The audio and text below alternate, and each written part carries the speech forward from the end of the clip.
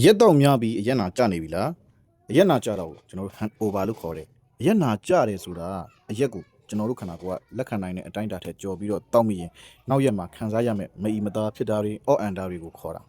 တချို့တွေကအရက်တောက်မိပြီဆိုရင်လုံးဝလက်မမရှိတော့ဘူးဗျဘော်ဒါတွေနဲ့စကားကောင်းရင်ကောင်းသလိုဝိုင်းကောင်းရင်ကောင်းသလိုတွဲချပလိုက်တာပဲတကယ်တမ်းကျတော့စိတ်ကစောင်းနေလို့သာနောက်ပြီးတော့ကျတော့အပေါင်းအသင်းတွေနဲ့စကားပြောခြင်းလို့သာတောက်နေတာ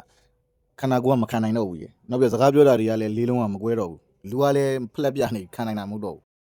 အဲ့လိုလူတွေနောက်ရက်ကြရင်တော့စပြီးတော့အရက်နာကြပါပြီဗျာခေါင်းတွေရှည်ကြိုက်မယ်ပြုတ်ပြီးတော့အမ်းမယ်တချို့ဆိုရင်ဘိုက်တွေပါအောင့်မယ်နောက်ပြီးတော့ရေတွေအရိုက်ငက်ပြီးတော့အာခေါင်းတွေခြောက်မယ်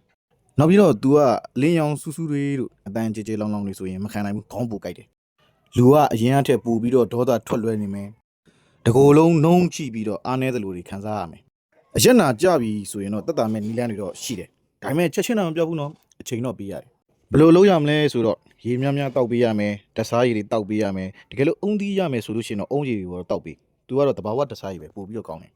အေးရေးဝဝအိတ်ပေးရမယ်အေးရေးမဝလို့ကတော့တနေ့လုံးခေါင်းကိုက်ပြီးသားမှတ်ပြီးတော့ပဲအစီများတဲ့အစားတောက်တွေကိုလုံးဝမစားရဘူးပေါ့ပေါ့ဖြစ်မဲ့အသီးအနှံလေးတွေတို့နောက်အမှငပြောသီးတို့ပန်းသီးတို့စသဖြင့်အဲ့လိုဟာလေးစားပြီးမယ်နောက်ကြက်ဥတို့ပါစားပြီးလို့ရတယ်ချင်းပြုတ်ရည်တို့တံပြာရည်တို့ကိုလည်းတောက်ပြီးလို့ရတယ်အဲဒီကောင်တွေကအန်ဂျင်စိတ်ကိုလည်းတတ်တာစီလို့ပို့ပြီးတော့ကောင်းတယ်တခုပဲအရက်တောက်တဲ့သူအများစုလုံးတက်တဲ့လုံးလေးလုံးထားရှိတဲ့ morning pad ဆိုတာမချနဲ့ morning pad လုံးလိုက်လို့ကတော့တွားပြီးတနေ့ကုန်ဖြေမဆိုင်နိုင်ဖြစ်သွားလိမ့်မယ်ဘာဖြစ်လို့လဲဆိုတော့အဲ့လို morning pad ချတာကတကယ်တမ်းကျတော့တက်တာတရားပဲရှိတယ်တကယ်တက်တာမဟုတ်တဲ့အတွက်ကြောင့်မလို့ပို့ပြီးတော့ဆိုးသွားစေနိုင်